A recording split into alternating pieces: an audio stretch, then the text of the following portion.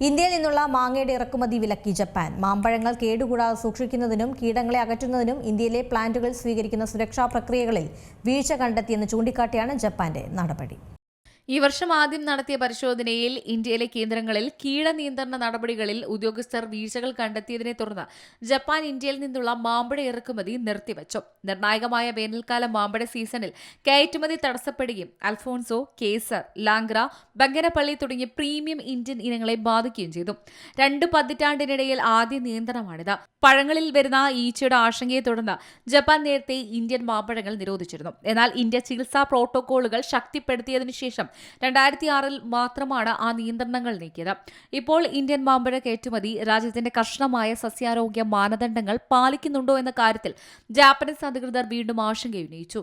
ഗാർഹിക കൃഷിക്ക് വലിയ ഭീഷണിയായി കണക്കാക്കപ്പെടുന്ന പഴയ ഈച്ചകൾ പോലുള്ള അധിനിവേശ കീടങ്ങളോട് ജപ്പാൻ ഒരു വിട്ടുവീഴ്ചയുമില്ലാത്ത നയമാണ് പിന്തുടർന്നു വരുന്നത്. ഓരോ മാമ്പഴ കയറ്റുമതി സീസണിനു മുമ്പായി ഇന്ത്യയിലെ വേപ്പർ ഹീറ്റ് ട്രീറ്റ്മെന്റ് സൗകര്യങ്ങൾ പരിശോധിക്കാൻ ജപ്പാനിൽ നിന്ന് ഉദ്യോഗസ്ഥർ എത്താറുണ്ട്. കയറ്റുമതി ചെയ്യുന്നതിന് മുമ്പ് മാമ്പഴം അണുവിമുക്തമാക്കേണ്ടത് ഈ കേന്ദ്രങ്ങളുടെ ഉത്തരവാദിത്തമാണ്.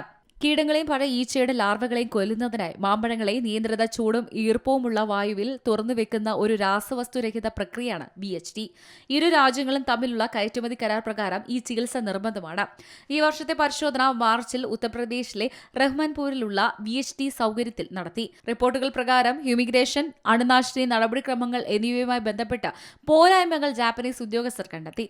പരിശോധനയിൽ തിരിച്ചറിഞ്ഞ കൃത്യമായ സാങ്കേതിക പ്രശ്നങ്ങൾ ഇന്ത്യൻ അധികാരികളോ ജാപ്പനീസ് അധികാരികളോ പരസ്യമായി വെളിപ്പെടുത്തിയിട്ടില്ല. കഴിഞ്ഞ സാമ്പത്തിക വർഷത്തിൽ മാത്രം ഏകദേശം $15.4 ലക്ഷം മാമ്പഴം ഇന്ത്യ ജപ്പാനിലേക്ക് കയറ്റി അയച്ചിരുന്നു. ഇതിൽ ഭൂരിഭാഗവും ഗുജറാത്തിൽ നിന്നുള്ള കേസർ മാമ്പഴങ്ങളായിരുന്നു. News desk C Malayalam news. ഏറ്റവും പുതിയ വാർത്തകളും വിശേഷങ്ങളും വിരൽത്തുമ്പിലറിയാൻ സി മലയാളം ന്യൂസ് എല്ലാ ഡിജിറ്റൽ പ്ലാറ്റ്ഫോമുകളിലും ലഭ്യം.